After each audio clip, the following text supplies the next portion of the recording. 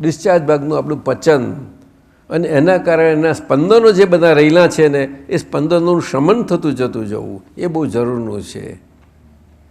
આ બીજું કશું જ નથી. સ્પંદનો મહાસાગરમાંથી જ નીકળ્યા આપણે. અને આજે તરલતા આવી ગઈ આપણી પાસે. એ તરલતામાં આજે સ્પંદન શમે બહુ જરૂરનું છે. કારણ કે સ્પંદન એક હોય તો બીજે હોય તો આ બધા કંઈનું કંઈ આયા કરે નહીં. સમજાયું? પણ એ પ્રૂફ થઈ જવું પડે, ધીમે ધીમે પ્રૂફ થવું પડે આપણે. સ્પંદન પ્રૂફ આપણાથી સ્પંદન ઊભું થાય નહીં.